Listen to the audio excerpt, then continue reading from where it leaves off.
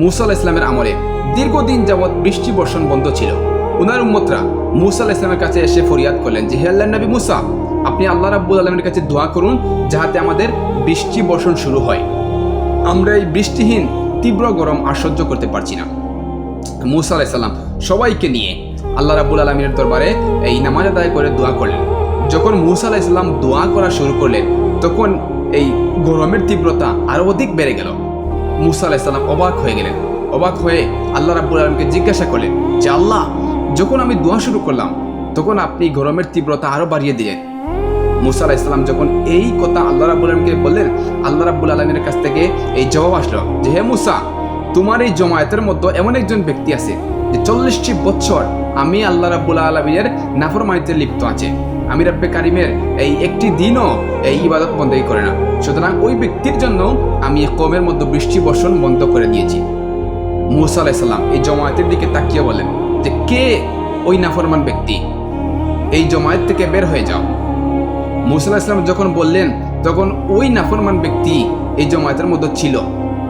সে ভাবতে শুরু করলো যে, যদি আমি এখন এই দল থেকে বের হয়ে যাই তাহলে সবাই আমাকে পাপী হিসাবে চিনে ফেলবে, এবং আর যদি আমি এই দল থেকে বের না হই তাহলে এই কওমের মধ্যে বৃষ্টি শুরু হবে না। সুতরাং ওই ব্যক্তি চিন্তার মধ্যে পড়ে গেল।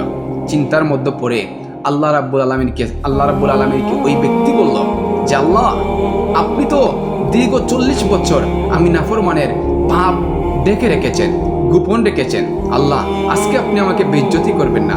আজকের দিনটিও আমার পাপকে আপনি গোপন করে রেখে দেন, আর আমি আপনার কাছে ক্ষমা চাচ্ছি, আমার সমস্ত গুনাহকে আপনি ক্ষমা করে দেন।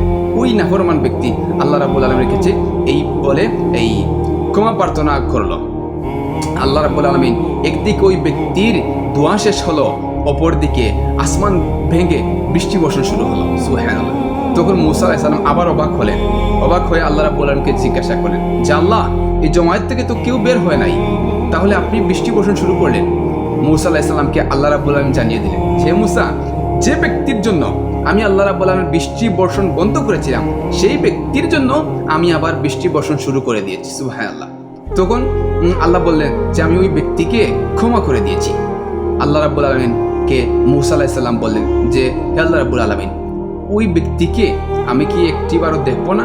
আল্লাহ রাব্বুল আলামিন বললেন, যে ব্যক্তি দীর্ঘ 40 বছর এই পাপ থাকার পরও আমি কাউকে দেখাই না, এখন আমি কিভাবে দেখাবো?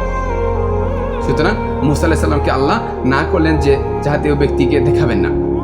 সুতরাং এই ঘটনা থেকে আমাদের শিক্ষা হচ্ছে যে আল্লাহ রাব্বুল আলামিন চাইলেই উনার চাইলেই একজন এই পাপী বান্দার সমস্ত গুনাহকে মাফ করে দিতে পারেন, এবং এই গুনাহ মাফ করা এটা হচ্ছে আল্লাহ রাব্বুল আলামিনের এই ব্যক্তিগত ব্যাপার। বান্দার সাথে এই পাপ ডাকা এটা হচ্ছে ব্যক্তিগত ব্যাপার। আমরা দৈনন্দিন কত গুনাহ করি, কত বড় বড় কবিরা সাগীরা, শিরকে বেদাতি, এই জানা অজানা কত ধরনের গুনাহ করি।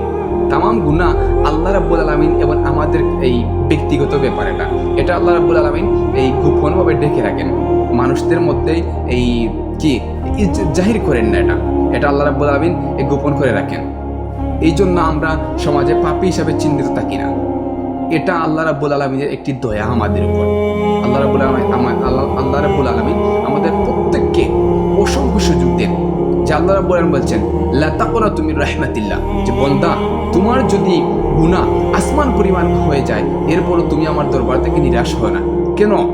কেননা আল্লাহ রাব্বুল আলামিন এই তওবা এই কারীকে পছন্দ করেন, এবং যারা তওবা করে তাদের দোয়া আল্লাহ রাব্বুল আলামিন সহজে কবুল করেন।